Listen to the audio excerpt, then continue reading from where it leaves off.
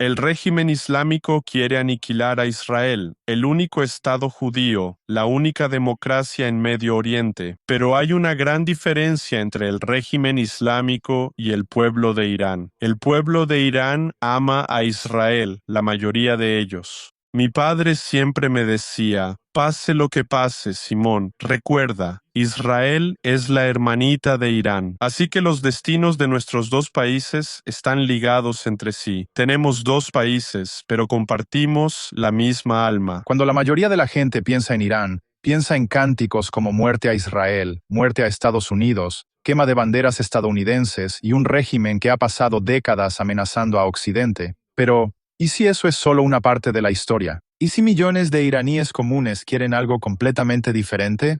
El invitado de hoy ha pasado años hablando con personas dentro de Irán. Pasó parte de su infancia allí, ahora vive en Viena y ha visitado Israel varias veces. Y debido a sus críticas abiertas a la República Islámica, dice que no puede regresar de manera segura. Hoy vamos a hablar sobre cómo es realmente la vida dentro de Irán, quién está gobernando el país actualmente, por qué Europa está cambiando y por qué él cree que el pueblo iraní podría algún día convertirse en uno de los aliados más cercanos de Israel. Simón Shirzad, bienvenido. Shalom y muy buenas, antes que nada, y gracias por invitarme hoy. Shalom. Simón, si dejara anónimamente a nuestros espectadores en Teherán mañana por la mañana, ¿cuáles son algunas de las cosas que notarían que contradicen completamente todo lo que les han dicho sobre Irán? Sí. Creo que sería un gran shock para ellos porque no tendrían libertad de expresión. Reconocerán que las mujeres son ciudadanas de segunda clase, las minorías son discriminadas. Y si hablas en contra del régimen islámico, te enfrentarás a la pena de muerte o irás a prisión y te torturarán. Así que es un universo completamente diferente. Es una realidad completamente diferente a la que enfrentarías dentro de Irán bajo la dictadura del régimen islámico. Ahora, ¿cuáles crees que son algunas de las mentiras más grandes que el mundo cree sobre Irán en este momento? ¿Sabes? Si vemos la dictadura en Irán, la propaganda del régimen no se limita solo a Medio Oriente. En Medio Oriente, el régimen de los mulás tiene sus grupos proxy, como Hamas, Hezbollah y los hutíes. Pero no se detiene ahí. El Ayatolá y la Hermandad Musulmana en Qatar quieren islamizar Europa y Norteamérica. Y me preguntaste sobre las mentiras a través de redes sociales, como Instagram, TikTok o Facebook.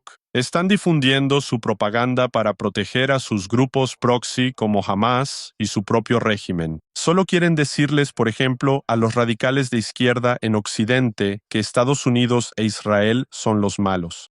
Y de repente, los islamistas radicales, como Hamas y la Guardia Revolucionaria, son los buenos. Pero en realidad es todo lo contrario.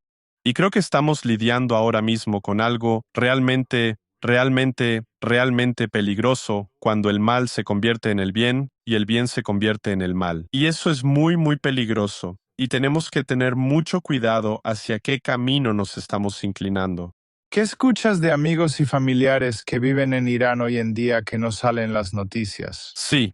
Por ejemplo, cuando leemos las noticias en Europa Occidental, por ejemplo, sí. A menudo solo escuchamos sobre el estrecho de Hormuz. A menudo leemos o escuchamos sobre los precios del petróleo, la economía mundial. Pero el punto más importante muchas veces se deja de lado, el pueblo de Irán. Todos los que vieron las protestas a finales del año pasado y principios de este año, y el 8 y el 9 de enero, en las 31 provincias desde el Mar Caspio hasta el Golfo Pérsico, desde Kurdistán hasta Baluchistán, la gente gritó Javid Shah, que significa «Viva el rey». Están pidiendo que Reza Pahlavi, el príncipe heredero, regrese a Irán. Y bajo su liderazgo, el pueblo quiere elecciones democráticas, ya sea que Irán sea una monarquía parlamentaria o una república. Pero el pueblo lo quiere como líder de transición para un futuro Irán democrático. Y creo que no puedes ignorar este hecho, que mucha gente dentro de Irán no está contenta con que los medios en Occidente ignoren y nieguen ese hecho. Vimos las fotos, vimos los videos de Irán con la bandera del león y el sol, con fotos del príncipe heredero Reza Pahlavi, con fotos de su padre y su abuelo. Sí.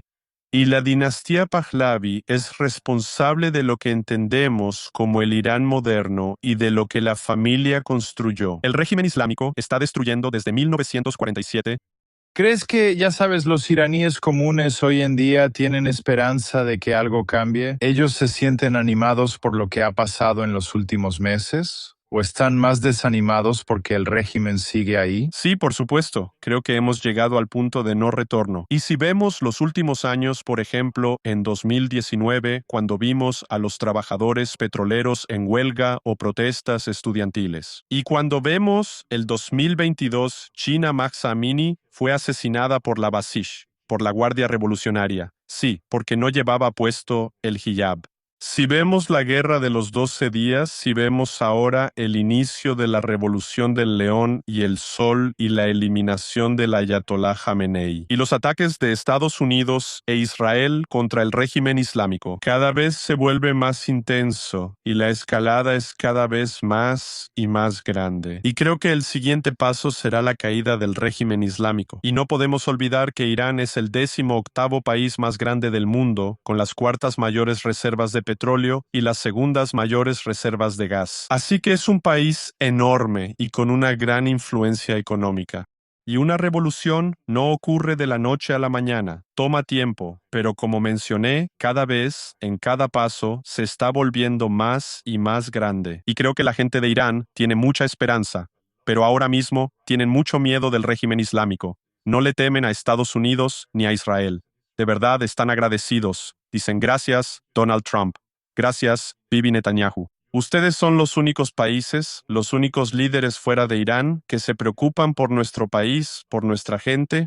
La gente de Irán, después de la masacre que ocurrió en enero, le suplicó a Estados Unidos e Israel que intervinieran y que fueran en contra de la Guardia Revolucionaria. Y creo que la gente de Irán terminará el trabajo al final por su cuenta, pero, por supuesto, necesitamos ayuda. Estamos tratando con islamistas radicales que están dispuestos a hacer todo para mantenerse al mando y en el poder. ¿De qué crees que el régimen tiene más miedo hoy en día? Sabemos que han estado masacrando a sus civiles en las calles y sabemos que cortaron el internet, pero ¿a qué le temen? Creo que tienen miedo, ante todo, del pueblo de Irán, porque lo que estamos presenciando ahora mismo es un renacimiento iraní. El pueblo de Irán está cada vez más consciente de su propia identidad y cultura. ¿Saben exactamente a quién quieren como líder? ¿Al príncipe heredero Reza Pahlavi?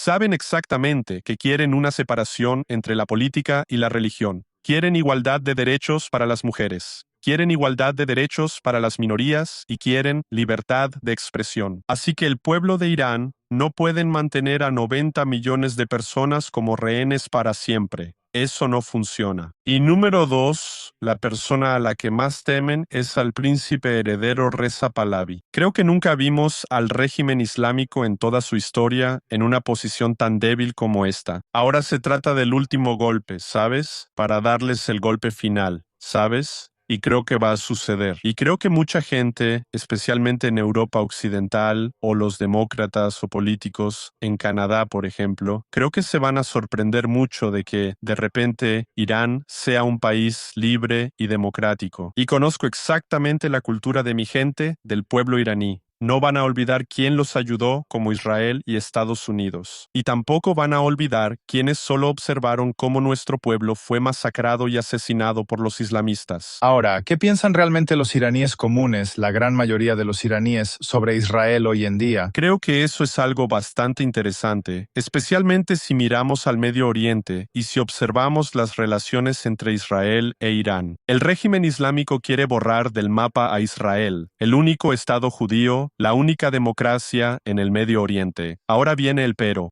Pero hay una gran diferencia entre el régimen islámico y el pueblo de Irán. El pueblo de Irán ama a Israel, la mayoría de ellos, porque la gente lo sabe. Ciro el Grande, después del exilio babilónico de 586 a 539 a.C., liberó al pueblo judío del dominio de Nabucodonosor II. Así que sabemos que nuestra relación tiene más de 2500 años. Sabemos que la princesa Esther tiene un lugar enorme en la historia judía, en la historia de los judíos persas. Sí, ¿sabes cuando ella salvó a los judíos en el imperio persa de Amán, quien trabajaba para el rey persa en la antigüedad? Y teníamos muy buenas relaciones antes de 1979, antes de la revolución, antes de que el ayatolá Jamenei llegara al poder y llevara a Irán de regreso a la edad de piedra. Así que creo que la mayoría del pueblo iraní tiene sentimientos positivos, muy positivos hacia Israel. Sabes, mi padre siempre me decía una frase: pase lo que pase, Simón, recuerda, Israel es la hermanita de Irán. Así que los destinos de nuestros dos países están ligados entre sí. Si Israel quiere tener seguridad, necesitamos un Irán libre. Si el pueblo de Irán quiere libertad, necesitamos un Irán libre. Necesitamos un cambio de régimen. No hay otra manera. Creo que tenemos dos países, pero tenemos la misma alma. Yo lo diría así. Definitivamente. Ahora, ¿qué piensan los iraníes comunes sobre Benjamín Netanyahu? Por cierto, he visto canciones en farsi sobre él. Sí, ¿Sabes? En Irán llamamos a Benjamín Netanyahu Bibi Jun. O sea, Jun es como, ¿cómo lo puedo traducir? Es como el alma. Bibi nuestra alma, tu alma, Bibi nuestra alma. Sí. Creo que Benjamín Netanyahu es más popular en Irán que en Israel. No es una broma, es una realidad.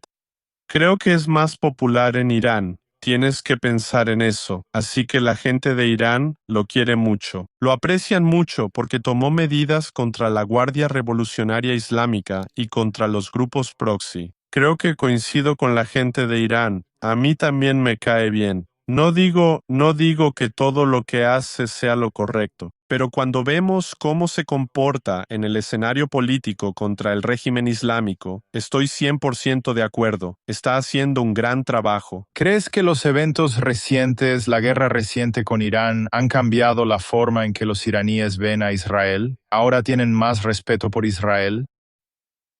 ¿En realidad están haciendo algo que la mayoría de los países no tiene el valor de hacer?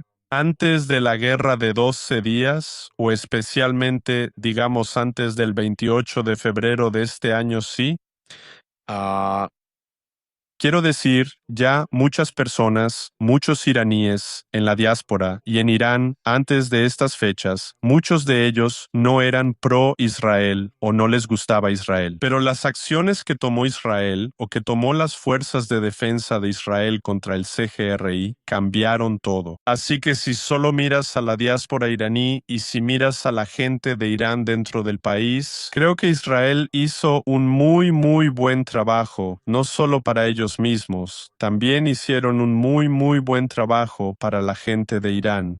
Y creo que, debido a las acciones, como dije antes, la gente de Irán no olvidará quién los ayudó y no olvidará quién no lo hizo, quién no vino a ayudar. Si le preguntas a la gente de Irán qué países te gustan, ellos dirán que Israel es el número 1 y Estados Unidos el número 2. Y si le preguntas a la gente de Irán qué países prefieres menos o qué países no te gustan, ellos dirán Europa. Por ejemplo, porque Europa solo habla, como mencioné, solo hablan sobre los precios del petróleo, solo hablan sobre el estrecho de Hormuz, solo están criticando a Israel y a Estados Unidos. Ya sabes, pero lo que siempre les digo a los europeos es que Europa fue conquistada por la Alemania nazi. Y si Estados Unidos y sus aliados no hubieran intervenido para salvar a Europa y derrotar a la Alemania nazi, habrían tenido un futuro muy, muy oscuro y malo. Entonces, ¿cómo pueden por un lado decir, oye, qué maravilloso que Estados Unidos nos ayudó en la Segunda Guerra Mundial a derrotar a Adolf Hitler? Pero por otro lado, si el pueblo iraní en este momento tiene tiene que lidiar con un régimen fascista, islamista, antisemita y homofóbico, entonces los europeos dicen que no a la guerra. La guerra no es buena, así que tenemos que hacer las paces y llevarnos bien con los islamistas. Tenemos que comunicarnos con ellos, tenemos que hablar con ellos.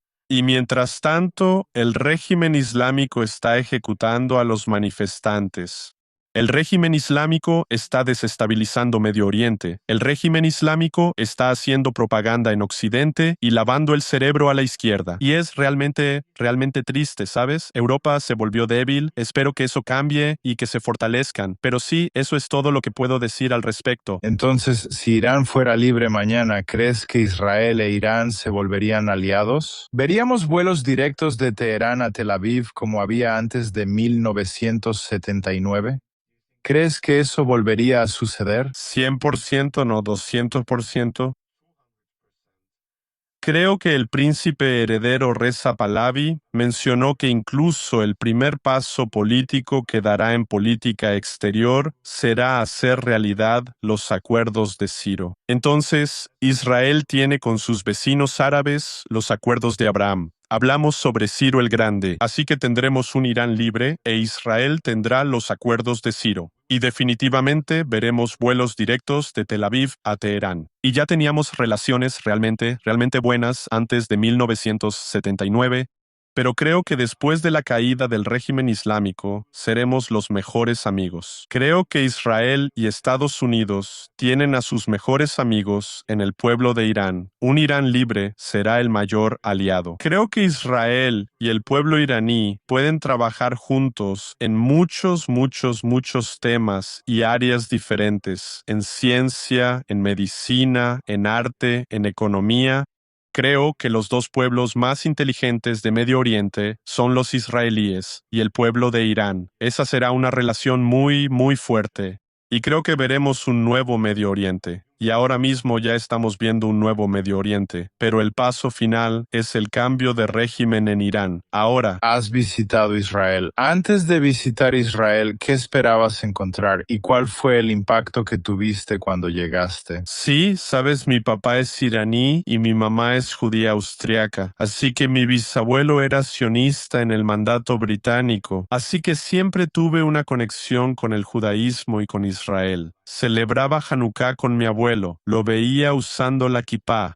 También tengo un nombre hebreo. Así que estoy muy orgulloso de mis raíces iraníes y estoy muy orgulloso de mis raíces judías, de mis raíces israelíes. Amo mucho a ambos países y por supuesto quiero ver a Irán libre. Volviendo a tu pregunta, antes de ir a Israel, mientras más crecía, más y más veía documentales sobre Israel. Leía libros. Me informé sobre Israel, pero no solo viendo TikTok o Instagram. Realmente, ya sabes, me metí a fondo en el material y yo estaba a favor de Israel. O sea, veía, el Medio Oriente, el conflicto en Medio Oriente, pero yo era más pro Israel, por supuesto, porque también es el lado correcto de la historia. Pero cuando fui ahí por primera vez, fue 2 meses antes del ataque de Hamás. Fuimos invitados por un judío iraní a Jerusalén, mi papá y mi hermano. Y la única vez que lloré por un país fue cuando salí de Irán de niño, cuando tenía 6 años. La segunda vez que lloré en mi vida fue cuando puse mi pie por primera vez en suelo israelí. Realmente me emocioné mucho porque pensé en mis antepasados judíos, en lo que tuvieron que enfrentar con todo este antisemitismo, con la Shoah, con el Holocausto. Y si ves la historia judía, lo fuerte que siempre ha sido el pueblo judío, siempre han sido muy fuertes, nunca se rindieron, siempre volvieron a levantarse, siempre se levantaron, siempre volvieron a ponerse de pie.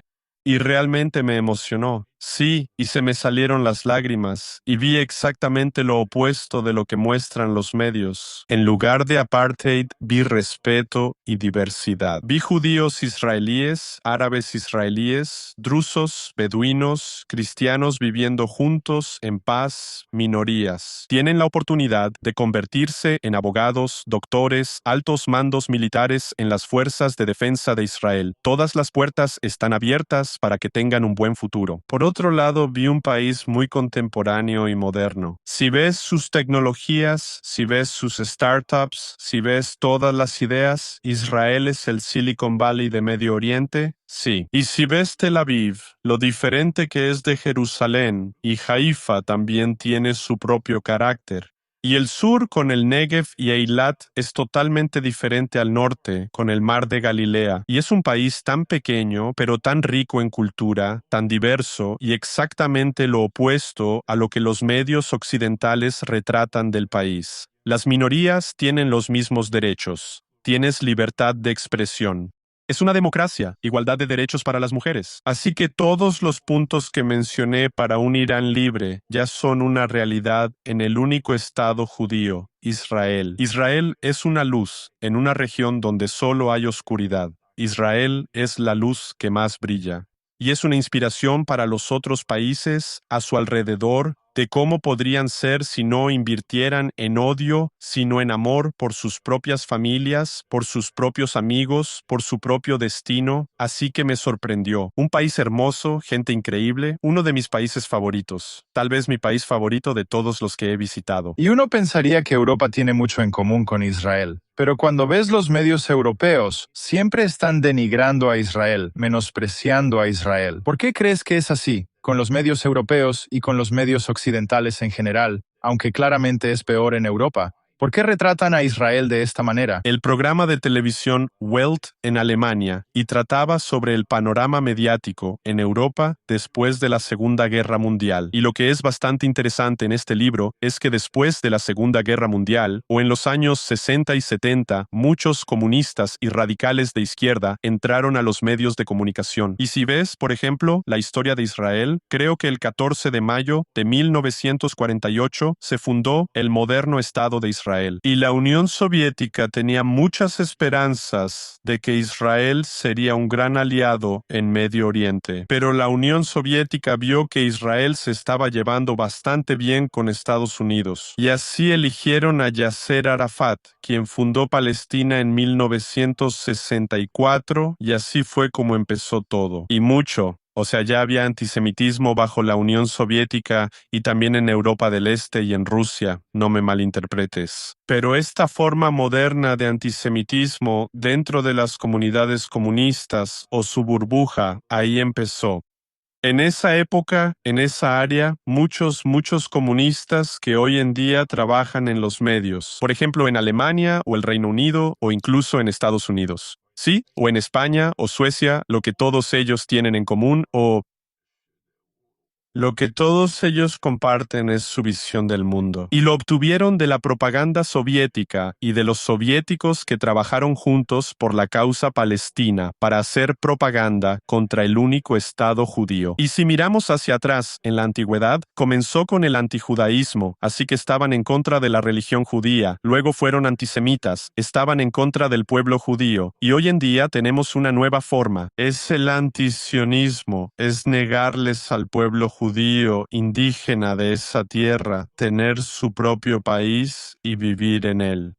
Así que en lugar de decir judío, ahora dicen sionista. En lugar de antisemita, dicen no, no soy antisemita, soy antisionista. Y lo voy a decir aquí muy claramente. En lugar de decir Heil Hitler, dicen libertad para Palestina, ¿sabes? Y mientras veas que este movimiento no habla, por ejemplo, de una solución de dos estados, no es otra cosa más que odio puro. ¿Sabes? Si ves estas protestas, por ejemplo, nunca hablan de paz ni de respetar la existencia de Israel. Que su objetivo final es eliminar al pueblo judío, quieren borrar a Israel y quieren eliminar a todo el pueblo judío. Y es solo una nueva forma, pero es el mismo odio de siempre, y Europa no aprende de su historia. ¿Sabes? Creo que una de las principales razones por las que los europeos no aprenden, no quiero decir que todos los europeos, Conozco Israel porque vivo en Europa. También sé que Israel tiene muchos amigos en Europa, pero tienen muchos enemigos en los medios de comunicación. Como mencioné, pero creo que realmente tienen envidia, ¿sabes? Tienen envidia, tenían envidia antes y también la tienen ahora. Ellos, el pueblo de Israel, el pueblo judío, son personas exitosas, son personas trabajadoras, son personas muy inteligentes. Pero eso no viene de la nada, ¿sabes? La gente, el pueblo israelí y el pueblo judío, ellos lo merecen, porque trabajaron duro, le dedicaron tiempo, le pusieron su energía, ¿sabes? Y yo digo, oye, eso es una inspiración. Aprende de ellos, trabaja junto con ellos. Son realmente buenas personas y en lugar de eso sienten celos, tienen odio. Ellos están cooperando con islamistas y esa no es la dirección correcta, ¿sabes? Y me alegra que el pueblo judío tenga de vuelta su tierra ancestral para que puedan estar seguros y defenderse. Y sé, así como conozco la naturaleza del pueblo iraní, también conozco la naturaleza del pueblo judío, del pueblo israelí, del pueblo israelí. Ellos quieren vivir en paz, quieren tener una buena vida y son buenas personas. Pero claro, cuando la gente viene a destruirte, como Hamás el 7 de octubre, como los nazis en la Segunda Guerra Mundial, o incluso, ya sabes, los medios ahora que retratan a Israel como el villano o al pueblo israelí como malas personas. ¿Qué esperas de los israelíes? ¿Que solo se queden mirando? No, por supuesto, actúas y te defiendes, y ese es tu derecho a defenderte. Sí. Ahora alzaste mucho la voz en las redes sociales, abogando por un Irán libre y defendiendo a Israel. ¿Cuándo empezaste a hacer esto? ¿En qué momento? ¿Qué te hizo decir? Ahora es el momento en que quiero dar la cara y hablar de estas cosas públicamente. Sabes, nunca lo pensé, para ser honesto. Mi papá era un activista político y muy conocido en la diáspora iraní en Estados Unidos y en Europa, y era conocido y sigue siendo conocido en Irán. Así que mi papá tenía contacto con el príncipe heredero, Reza Pahlavi, en aquellos tiempos, y siempre me llevaba con él a manifestaciones, a reuniones. Así que cuando era joven, no entendía todo, pero recibí su influencia. Y cuando Gina Amini fue asesinada, fui con mi papá y con mi hermano a una manifestación. Y había muchos iraníes, y me miraban. Y mi papá me dijo, Simón, es hora de que hables ahora. Y yo dije, ¿qué? Nunca he dado un discurso, ¿sabes? Le dije. Pero conoces bastante bien la historia y sabes algunas cosas sobre política. Y yo dije, está bien, eso es cierto. Así que me interesa la política. Y mi papá, él tenía muchos libros de historia y libros sobre política. Y de niño y de adolescente siempre tomaba sus libros y los leía. Así que de ahí es de donde obtuve mi conocimiento sobre historia y política. Y hoy en día incluso estudio ciencias políticas. Sí, cuando estábamos en la manifestación, tomé el micrófono y sí, di mi primer discurso. Así que le dije a la gente lo que tengo en mi corazón. Y algunos datos también, algunos datos concretos y directos también. Y sí, todos estaban sorprendidos y felices. Y luego me invitaron a Alemania para hablar con políticos. También me invitaron a Israel para hacer contactos y dar discursos.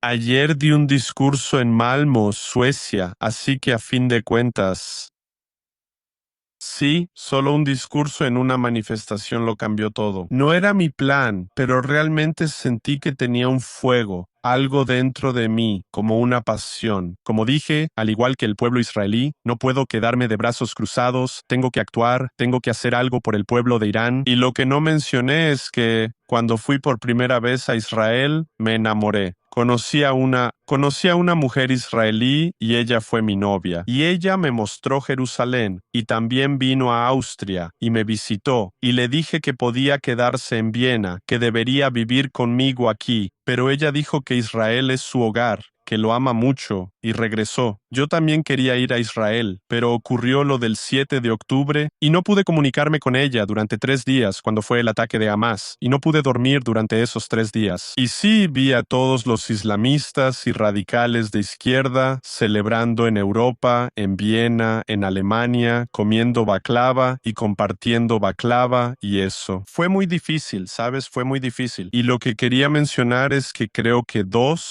los 2 puntos o las dos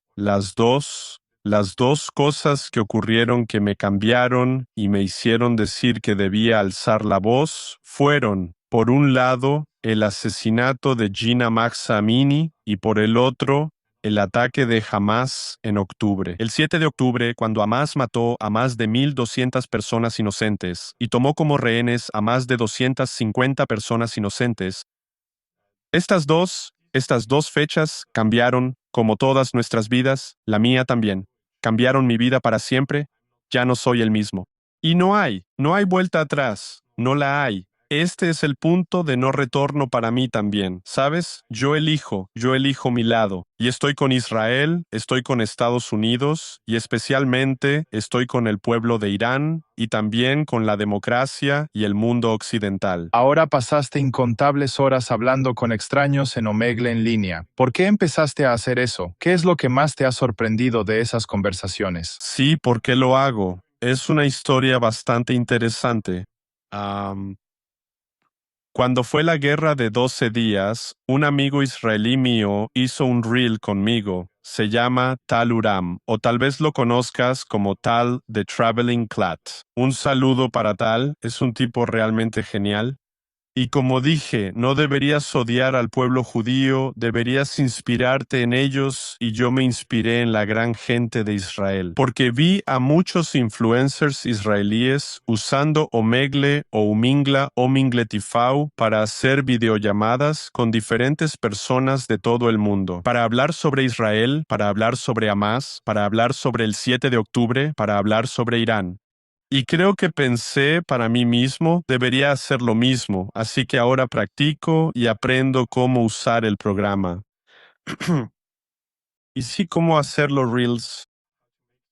Y creo que tengo conversaciones realmente interesantes, incluso con personas de países con los que nunca pensé hablar, aunque sea una persona de mente abierta. Pero hablo con personas de Indonesia, hablo con personas de Pakistán, por ejemplo, incluso hablo con personas de Irán. Todo lo que puedo decir es que Israel no está solo. También tienes amigos en Indonesia y Pakistán. Eso es todo lo que puedo decir. Por supuesto, hay personas, demasiadas personas, a las que les lavaron el cerebro. Pero a veces realmente me sorprendo y digo, wow, no esperaba eso. ¿Sabes, Cristian? Indonesios que están apoyando a Israel, pakistaníes que no están gritando inmediatamente a Hamas y muerte a Israel, no, que están escuchando, que están diciendo que eso está mal. Lo que hizo Hamas, ¿sabes? Así que, por supuesto, hay muchas experiencias malas, pero también hay muchas experiencias buenas. Y creo que es importante mostrarlo, especialmente en estos tiempos. Cuando hablamos de los medios, de cómo retrataron a Israel de una manera negativa, que mostremos que Israel no está solo y que Israel tiene muchos amigos y mucho apoyo, y que también la gente puede cambiar su opinión o su perspectiva hacia Israel, y creo que las redes sociales, y especialmente los Reels, donde estamos interactuando con personas de países que, en teoría, son enemigos de Israel. Pero luego, en la realidad, ves que hay muchas personas que son pro-Israel, o al menos que quieren. Describe Viena hoy en día. ¿Ha cambiado desde que eras más joven? ¿Crees que la inmigración ha cambiado la vida en Europa? ¿Qué opinas de Europa? Sabes, hoy en día... Es una muy buena pregunta. Suena difícil, pero lo diré así. Europa en este momento, especialmente Europa Occidental, es un barco que se está hundiendo, ¿sabes? La demografía está cambiando, se construyen cada vez más mezquitas y el islamismo está en aumento. Si nos fijamos en Alemania, la semana pasada, un estudiante fue asesinado por un islamista de Afganistán. Si vemos el Festival del Orgullo en Berlín. Hace un par de horas, un islamista atropelló con su auto a una multitud de personas que estaban celebrando la democracia, la libertad, el amor, ya sabes. Y si vemos a París, hace un par de horas también, 3 mujeres fueron atacadas con un cuchillo por un islamista. Así que Europa tiene 2 opciones. Por un lado, Europa puede seguir así y cerrar los ojos y decir que esto solo se trata de violencia masculina. Esto no sucede solo por los islamistas o, ya sabes, pueden seguir contando y contando sus cuentos de hadas. O la segunda opción es que enfrenten la realidad y traten de encontrar soluciones, porque de lo contrario ya no habrá Europa como tú y yo la conocemos. Y creo que si miramos a Inglaterra o Francia, por ejemplo, creo que tal vez veremos guerras civiles en un futuro cercano. Y hay algunas partes, en Londres, por ejemplo, o en Birmingham, donde el gobierno británico ya no tiene el control, donde las personas judías, las personas homosexuales o las mujeres no pueden salir solas o con seguridad porque tienen que temer ser atacadas por islamistas. Y si miramos a Viena, ya sabes, si piensas en Viena, piensas en la Catedral de San Esteban, piensas en el Wiener Schnitzel, piensas en la hermosa arquitectura, y eso es cierto, esa es una cara de la moneda. Pero creo que nunca muestran el 10º distrito de Viena, que está bajo el control de nacionalistas turcos e islamistas, y donde hay mezquitas, donde el imán les dice a las personas que hay que eliminar a Israel y que la Sharia es más importante que la Constitución austriaca. Así que Europa tiene un gran problema. Y si Europa quiere sobrevivir, tiene que actuar ahora y no mañana, ni la próxima semana, ni el próximo año. Tiene que actuar ahora. Creo que Europa va a sobrevivir, pero tendrá que pagar un precio muy, muy alto. ¿Alguien puede apoyar abiertamente a Israel en Viena sin consecuencias? ¿Crees que Europa se está volviendo menos segura para los judíos? ¿Tienes alguna historia personal que te gustaría compartir? Sí. Yo estaba en la escuela antes del 7 de octubre, incluso hace un par de años, y estaba sentado junto a unos estudiantes turcos. Ellas llevaban hijab y me preguntaron, ¿de dónde eres? Y yo les dije, soy de Austria, Irán e Israel. Tengo raíces judías, raíces israelíes. Y en cuanto dije Israel, se alteraron, se levantaron y dijeron, soy tan buen musulmán. Me senté junto a un judío durante una hora entera. Sabes, lo que quiero decir es que el odio ya estaba ahí antes, pero el 7 de octubre activó todo, todo. Y hoy en día hay muchos distritos en Viena, por ejemplo, o si ves Berlín, Londres o París, donde no puedes salir con una kipá o una estrella de David, te van a atacar. Incluso te matan. Sí, si nadie interviene, seguro que sí. Si estoy en Viena, no sobreviviría en el 10º distrito si me pongo una kipá y salgo así. 100% seguro, 100% seguro. Y siempre dicen, no estoy en contra de los judíos, estoy en contra de los sionistas. Pero una pregunta, ¿por qué atacan sinagogas en Europa? ¿Por qué atacan sinagogas en Australia? ¿Por qué atacan sinagogas en Norteamérica? ¿Por qué dicen en árabe yaudí en vez de sionista? Por favor, explíquenoslo, chicos. ¿Saben? Explíquenoslo, chicos. Porque al final del día tienen el mismo objetivo que los nazis. Tienen el mismo objetivo que los nazis, porque Al-Husseini también fue un buen amigo de la Alemania nazi, el padre de su llamada Palestina. Así que esto es solo otra versión del antisemitismo nazi, solo mezclado con islamismo. Es lo mismo, es la misma ideología a la que nos estamos enfrentando ahora en Europa. Siempre me pregunté, ¿cómo fue posible difundir tanta propaganda contra el pueblo judío en aquellos tiempos? Ahora lo entiendo. Ahora solo veo la versión contemporánea. Ahora veo la propaganda en las redes sociales. Ahora veo lo ignorante que es mucha gente, lo ignorantes que son y el doble rasero que aplican contra el pueblo judío, contra el pueblo judío. Y Europa ya no es un continente seguro para el pueblo judío. Europa occidental. Por ejemplo, estuve en la República Checa, que quizás sea el mejor amigo de Israel en Europa. Lo increíble es que en Praga puedo usar una kipá, puedo andar por ahí sin problema. Solo un país más allá, ya sabes, dirías, oye, wow, Austria, es un país fantástico. Wow. Por ejemplo, Suecia. Yo estuve en Malmö, en 10 minutos en Malmö. Cuando iba manejando por la ciudad, vi 8 banderas palestinas diferentes en distintos edificios. Creo que si ves el Festival de la Canción de Eurovisión en las últimas 2 o 3 ediciones, viste el peligro al que se enfrentaban los artistas israelíes. Ya sabes, eso lo dice todo. O sea, vamos. Hay cantantes jóvenes que solo vienen y visitan estos países para un festival donde cantan, donde hacen música. No es su culpa todo este conflicto, pero están proyectando todo este odio contra una sola persona. Ya sabes, eso es una locura. No es justo. Y ese no es el camino correcto para Europa. Creo que Europa debería despertar.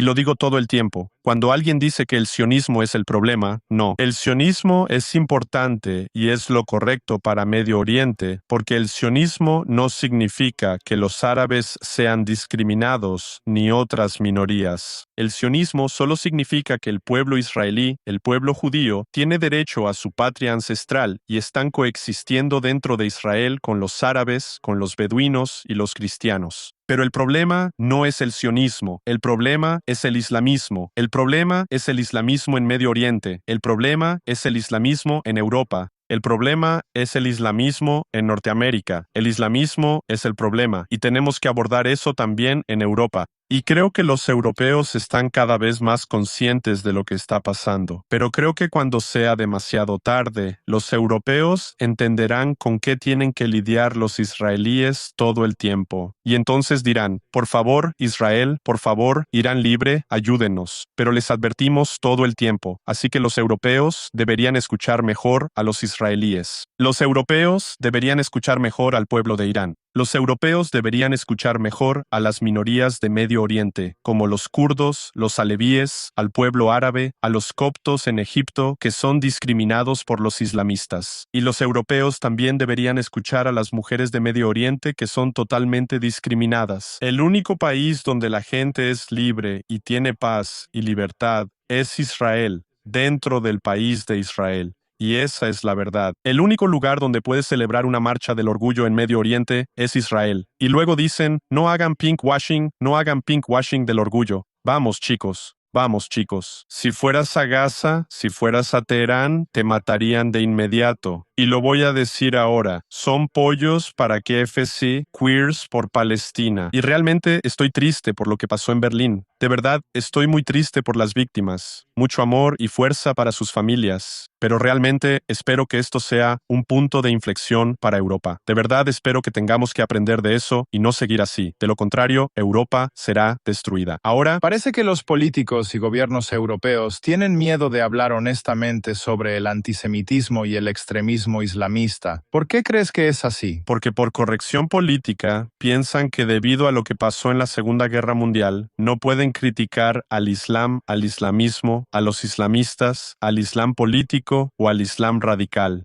Piensan que si lo critican, los llamarán de derecha, de extrema derecha o radicales de derecha. Pero eso es ridículo, porque si lo piensas, mataron a millones y millones de personas judías, más de 6 millones de personas judías, mataron a más de 6 millones de personas judías. Si los europeos tienen una responsabilidad, desde mi punto de vista, la tienen hacia el pueblo judío. Y por supuesto, esto no debería pasarle a ningún pueblo, ¿sí? Pero lo que pasó en la Segunda Guerra Mundial, lo que pasó en los campos de concentración de Auschwitz, fue algo que nunca ha pasado ni volverá a pasar en la historia de la humanidad. Ese es el periodo más oscuro, más oscuro, más oscuro en toda la historia de la humanidad. Y siempre dicen que queremos proteger la vida judía. Siempre dicen que queremos hacer que Europa sea atractiva para la gente judía. Pero a fin de cuentas, si ves sus acciones, es exactamente lo contrario. Lo que es interesante, creo que los europeos se sienten culpables por el colonialismo y se sienten culpables por el holocausto.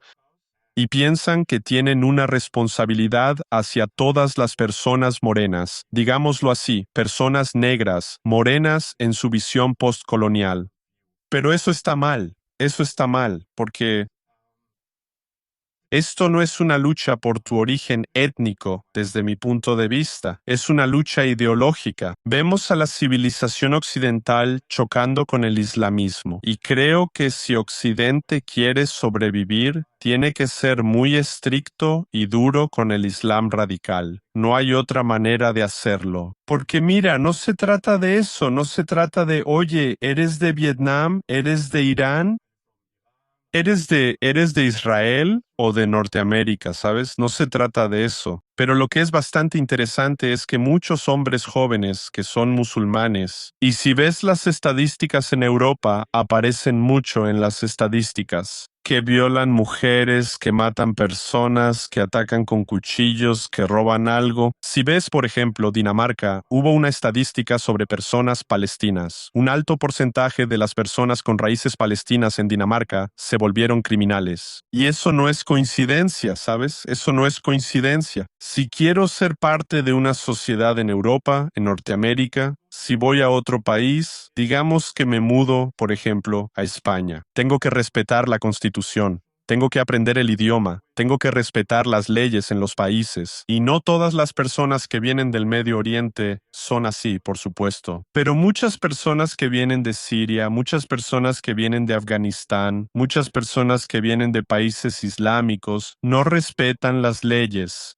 no respetan la Constitución, no aprenden el idioma de manera adecuada y no están ahí para ser parte de la sociedad. Desde mi punto de vista, vienen a Europa para conquistar. Y si miras el Islam, ellos tienen la taquilla. Taquilla se llama taquilla, así que se les permite mentir para difundir el Islam.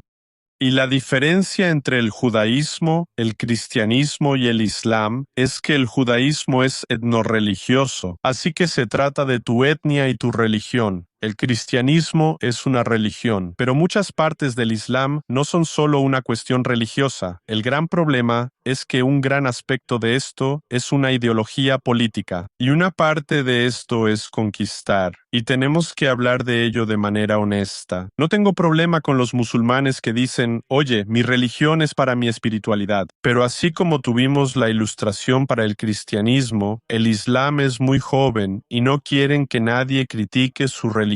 ¿Y cómo puede desarrollarse una sociedad si no se te permite criticar? Entonces solo puedes quedarte encerrado en tu burbuja y no ver lo que hay detrás de ella. ¿O hay algo más? Y sabes, no estoy en contra de los musulmanes, estoy a favor de los musulmanes. ¿Sabes por qué? Porque quiero que el mundo islámico se desarrolle, que se vuelva más moderno, que las mujeres tengan los mismos derechos. Así que cuando critico eso, no quiero difundir odio. Mi motivación es que las sociedades de Medio Oriente se desarrollen, se modernicen, sean contemporáneas y que también las personas en Medio Oriente tengan acceso a más educación, que puedan criticar más, que podamos pensar más por nosotros mismos. Y creo que si podemos lograr eso, de esa manera, en esa dirección, muchas personas no odiarían a Israel. Porque parte de esta conquista, parte de esta ideología política, de una manera triste, es el antisemitismo. Porque pregúntale a un árabe, pregúntale a un musulmán, ¿por qué odias a los judíos? ¿Cuál es su respuesta? Porque mi familia odia al pueblo judío, porque mis amigos odian al pueblo judío, así que, porque el pueblo palestino, muchos de ellos son musulmanes. Pero eso no es un argumento, eso no es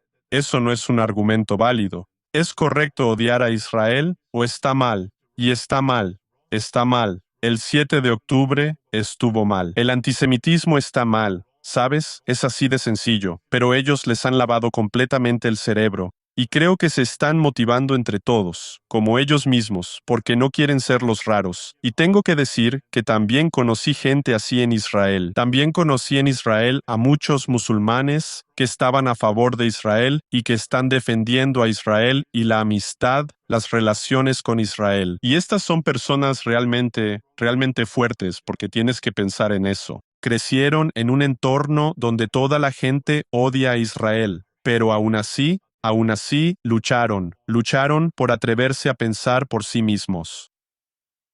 ¿Sabes? Leyeron libros, hablaron con israelíes, se acercaron a israelíes, estudiaron la historia judía, fueron a Israel, lo vieron por sí mismos. Y realmente lo respeto mucho, pero creo que no es suficiente.